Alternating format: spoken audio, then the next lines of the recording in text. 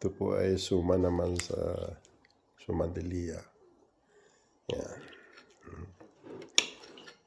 Yan po yung kanyang sus. Ito yung kape para dito. Yan. Breakfast po tayo. Sabihin mo na ano. Breakfast po tayo.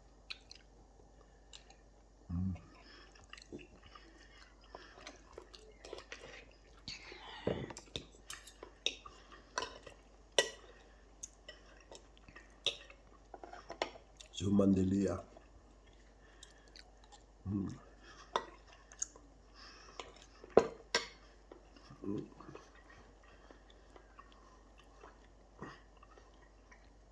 Kape po tayo. Nice breakfast for today. Good morning.